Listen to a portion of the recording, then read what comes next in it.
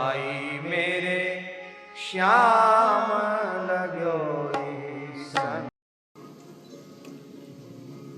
जिस गो अपराध को इतना भयंकर अपराध बताया गया और वह गो अपराध कोई ऐसा नहीं है जिससे अपराध न बन रहा हो। गो अपराध सबके ऊपर है। राजा तो गो अपराधी है ही है। किसी दल या किसी पार्टी या किसी व्यक्ति की बात नहीं की जा रही है, बहुत ध्यान से सुने। जब तक इस देश में गोवध हो रहा है, गोवंश पर भयंकर अत्याचार हो रहा है, गोवंश के प्रति क्रूरता कठोरता का व्यवहार हो रहा है।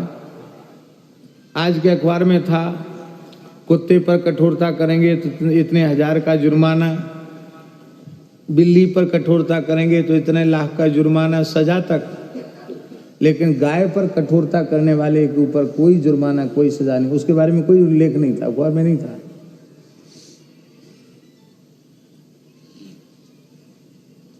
आप पालतू जानवर पर कठोरता नहीं कर सकते,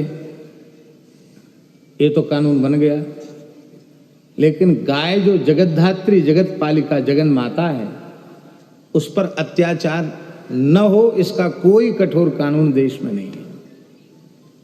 शासन किसी का भी हो, आज भी इस देश में गोमांस का निर्यात हो रहा है, बड़ी मात्रा में गोमांस का निर्यात हो रहा है। कितने क्षेत्र ऐसे हैं जहां गोकसी हो रही है, गोमांस बिक रहा है, खुलेआम बिक रहा है। हमने अपने संतों को भेजा था, आपको भेजा था त्यागी, दक्षिण भारत में, कि ठाकुर जी के लिए चंदन खरीद लाओ, मर्यागिरी चंदन सरकारी दुकान से। मांस की दुकान पर सांड का, बैल का मस्तक कटा हुआ रखा था, आंखों से देख के साधु आए, खुले बाजार में।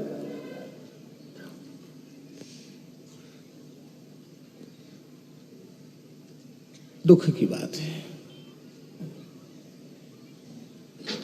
हजारों की संख्या में गोवंश मौत के घाट उतारा जा रहा है, बड़ी दुर्दशा पूर्वक।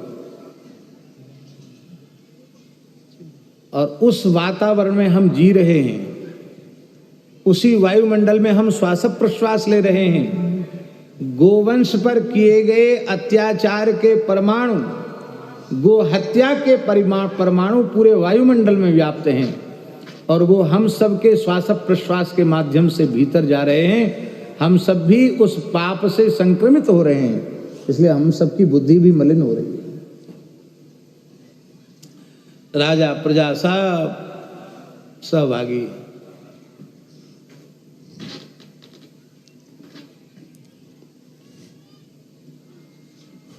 बैल से खेती करते नहीं, ट्रैक्टर का ही उपयोग करते हैं, रासायनिक खादों का प्रयोग करते हैं, और हर साल यूरिया बढ़ाना पड़ता कि नहीं बढ़ाना पड़ता? बताओ किसान लोग, बताओ। और घटा दोगे तो फिर पैदा ही नहीं होगी।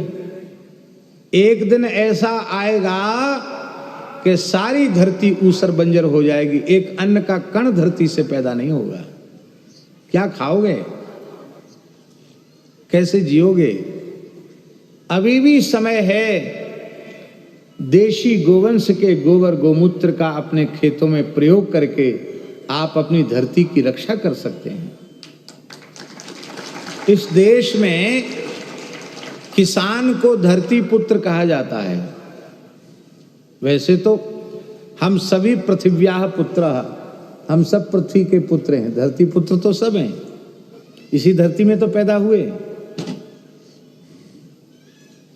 लेकिन देश के किसान को धरती पुत्र कहा जाता है। बुरा नहीं मानना, आप सब खेती किसानी करने वाले लोग ज्यादा संख्या में बैठे हैं। अपनी मां को भोजन के नाम पर जहर दे, उस पुत्र को पुत्र कहा जाएगा कि कुपुत्र कहा जाएगा? क्या कहा जाएगा? मातृ सेवक कहा जाएगा कि मातृ हत्यारा कहा जाएगा? मातृभक्त कहा जाएगा कि मातृ अपराधी कहा जाएगा? क्या कहा जाएगा बताओ, आप न्याय दो। किसान धरती पुत्र है,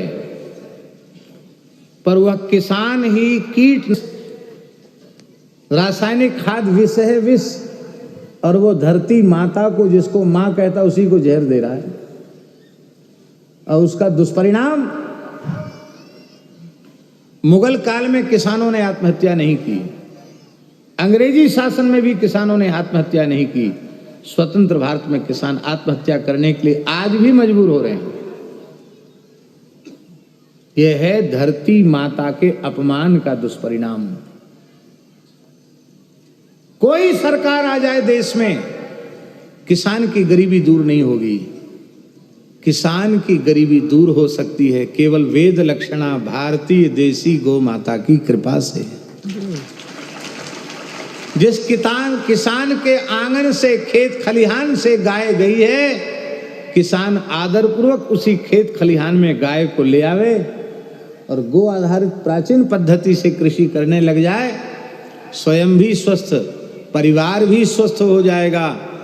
और अब तो प्रामाणिक रूप से आप यदि गो आधारित सात्विक कृषि करते हैं तो आपका अन्न, आपके साग सब्जी, आपके फल फूल, वो विशेष कीमत पर लोग खरीदने के लिए तैयार बैठे हैं। बस उसमें प्रामाणिकता होनी चाहिए, उसमें छलावा नहीं होना चाहिए। तो उनके संबंध में अभी आई थी सूचना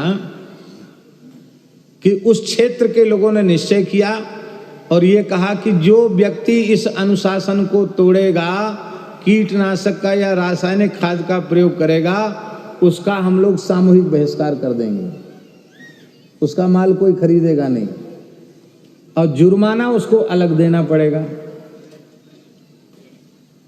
तो थोड़ी कठिनाई तो हुई। अब स्थिति यह है बाबा कि देश में सबसे अच्छी कीमत वहां के सेब की मिल रही है। विदेश जा रहे हैं सेब वहां के, कीटनाशकों से मुक्त है। हिमाचल प्रदेश के एक महात्मा ने हमसे कहा, सन्यासी महात्मा, बहुत अच्छे संत हैं, गौ सेवा करते हैं वहां हिमाचल में, उनके यहाँ भी हम हुए हैं जहां वो गौ सेवा करते हैं। उन्होंने कहा, महाराज आप भूलकर सेब मत खा लेना, इतना अधिक कीटनाशक का प्रयोग सेब पर होता है कि आप सेब खा रहे माने जहर खा रहे हैं।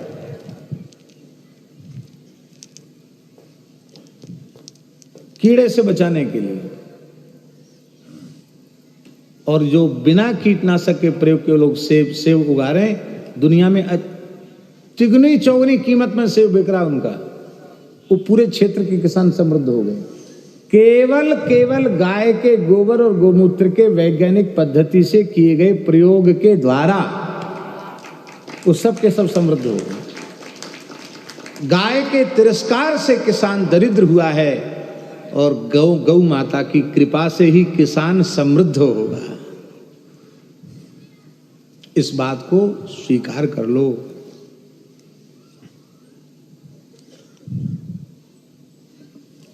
गाय ढोर नहीं है। यहां लोग ढोर कहते हैं, गाय ढोर कहते हैं कि नहीं? ढोर बच्चे हो। गाय ढोर नहीं है। गाय को ढोर मानने वाला मनुष्य महाढोर है। वो ढोर है, पशु है वो, गाय ढोर नहीं है। आपकी माता को कोई ढोर कह के देखे तो सही। साक्षात भगवान राम कृष्ण भी जिन्हें अपनी माता कहते हैं, भगवान भी जिनको अपनी माता कहते हैं, गौ माता कहते हैं, वो माता ढोर हो सकती है?